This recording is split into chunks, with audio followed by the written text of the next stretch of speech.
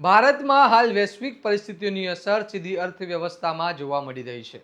પશ્ચિમ એશિયામાં વધતો તણાવ, સપ્લાય ચેઇનમાં ખલેલ અને તેની વચ્ચે હવે ભારત સરકારે એક મહત્વપૂર્ણ આર્થિક નિર્ણય લીધો છે, જે સીધો ઉદ્યોગોથી લઈને સામાન્ય ગ્રાહકો સુધી અસર કરી શકે છે.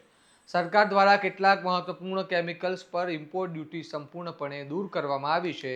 તો નિર્ણય પાછળનું કારણ શું છે, કયા ક્ષેત્રોને ફાયદો મળશે અને શું સામાન્ય લોકો સુધી તેની રાહત પહોંચશે?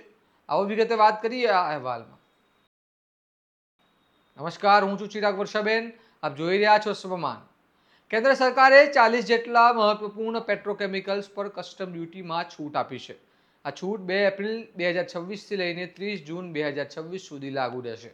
આ નિર્ણય એવા સમયે લેવામાં આવ્યો છે જ્યારે વૈશ્વિક સપ્લાય ચેઇન પર પશ્ચિમ એશિયાની પરિસ્થિતિના કારણે દબાણ જોવા મળી રહ્યું છે. આ પરિસ્થિતિમાં કેટલાક પેટ્રોકેમિકલ્સ ઉપયોગમાં એલપીજી ઉત્પાદન તરફ વાળવામાં આવતા અન્ય ઉદ્યોગોને કાચા માલની અછતનો સામનો કરવો પડી રહ્યો છે, જેના કારણે ઉત્પાદન ખર્ચમાં વધારો અને સપ્લાયમાં અસંતુલન સર્જાતું હતું. અને સરકારે આ જ સમસ્યાને ધ્યાનમાં રાખીને ઇમ્પોર્ટ ડ્યુટી હટાવવાનો નિર્ણય લીધો છે.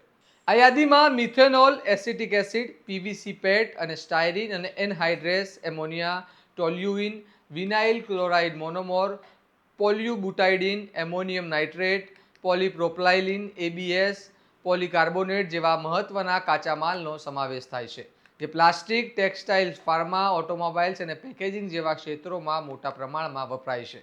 એટલે આ નિર્ણયનો સીધો ફાયદો આ તમામ ઉદ્યોગોને મળશે અને ઉત્પાદન ખર્ચ ઘટાડવાની શક્યતા પણ વધશે. સરકારે આ નિર્ણયને ટેમ્પરરી એન્ડ ટાર્ગેટ રિલીફ એટલે કે કામચલાઉ અને લક્ષિત રાહત ગણાવ્યો છે.